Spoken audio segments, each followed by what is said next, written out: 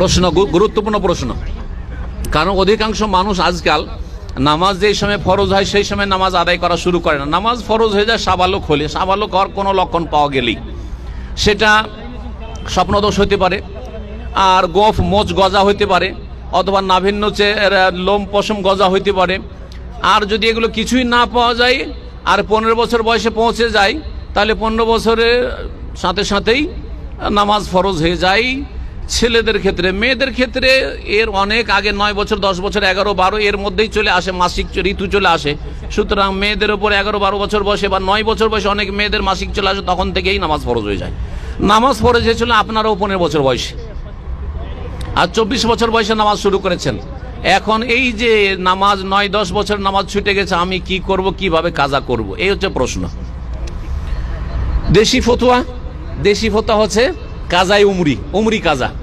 দেশি ফতোয়া হচ্ছে উমরি কাজা, অর্থাৎ প্রত্যেক ফরজ নামাজের সাথে একটা করে নামাজ প্লাস করেন।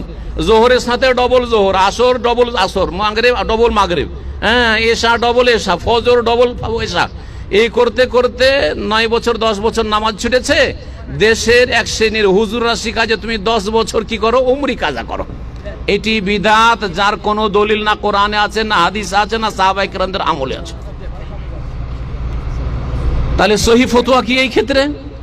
সহি ফতোয়া হচ্ছে যে যেই নামাজগুলি অতীতে ছুটে গেছে, কাবিরা গুনাহ করেছেন, বরং ইসলামের বাইরে থেকেছেন, সঠিক মতে আপনি কুফরি কাজ করেছেন, সুতরাং চরম অন্যায় কাজ করেছেন, শিরকের সমতুল্য অন্যায় করেছেন, সুতরাং আপনি খালেস অন্তর থেকে তওবা করেন। তওবা করার জন্য গুনাহ বন্ধ করতে হবে, জীবনে আর আগামীতে নামাজ না ছুটে এক ওয়াক্ত গুনাহ বন্ধ করতে হবে, অনুতপ্ত হইতে হবে, লজ্জিত হইতে হবে যে বড় অন্যায় কাজ করেছি, আমি লজ্জিত, আল্লাহর কাছে কি জবাব দেব।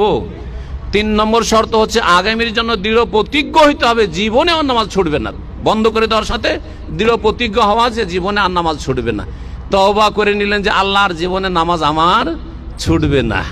এই তওবার মাধ্যমে আল্লাহ বলছেন, কুলিয়া ইবাদিয়াল্লাযিনা আসরাফু আলা আনফুসিহিম লা তাকনাতু মির রাহমাতিল্লাহ ইন্নাল্লাহা ইয়াগফিরুয যুনুবা জামিআ। হে ওই সব লোকেরা, হে আমার বান্দারা, আল্লাহ বলছেন যারা আসরাফু আলা আনফুসিহিম, খুব জুলম অত্যাচার করেছো, বাড়াবাড়ি করেছো, নামাজ ছেড়েছো, শিরক করেছো, কবরে সিজদা করেছো, লা তাকনাতু মির রাহমাতিল্লাহ, এখনো বেঁচে আছো, শিরকের অবস্থায় মরে যাওনি, বেনামাজি মরে যাওনি, আল্লাহর রহমত থেকে নিরাশ হয়ে যেও না। ইন্নাল্লাহা ইয়াগফিরুয যুনুবা জামিআ, আল্লাহ সব গুনাহ মাফ করতে পারেন, যদি সমস্ত গুনাহ মাফ করবেন।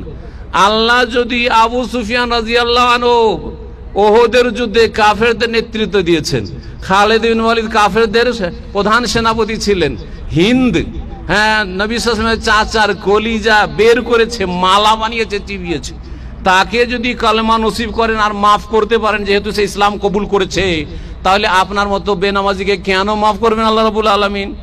কবর মাজারে সিজদা করেছেন, কেন আল্লাহ মাফ করবেন? আপনি তো জন্মসূত্রে মুসলিম ছিলেন, কিন্তু ভ্রান্ত পথে ছিলেন, শিরক কুফরির পথে ছিলেন। ইন্নাল্লাহা ইয়াগফিরুয যুনুবা জামিআ, এই হচ্ছে আল্লাহর ঘোষণা। তাহলে আল্লাহ তওবা দিয়ে মাফ করবেন। এখন যে অনেক ঘাটতি হয়ে গেল, আমি তো 10 বছর লস খেলাম, এই ঘাটতি পূরণ কি করে করব? নবী করিম সাল্লাল্লাহু আলাইহি ওয়াসাল্লাম এরও সমাধান বলেছেন।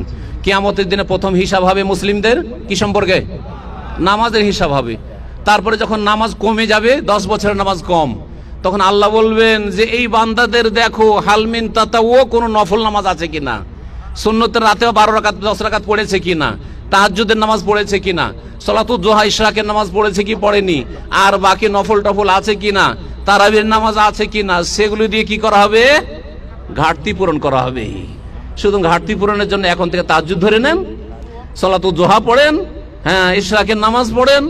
জি হ্যাঁ, এই নামাজগুলি দিয়ে সুন্নতের রাতেবাগুলি কখনো ছাড়িয়ে না, নিয়মিত 10 বা 12 রাকাত নামাজ পড়তেই থাকেন সারা জীবন। এগুলো দিয়ে দেখবেন 10 বছরের মধ্যে অনেক নামাজ হয়ে গেছে। 17 রাকাত দিনে ছুটেছে, তাই না? তো 12 রাকাত তো সুন্নত হয়ে গেল। তাহাজ্জুদ যদি পড়েন, তাহলে ওইদিকে হয়ে গেল আপনার বেতর সহ আপনার 11 রাকাত হয়ে গেল। হলো না? যদি আপনি ইশরাকের নামাজ 2 রাকাত পড়েন, তাও 2 রাকাত বাড়লো।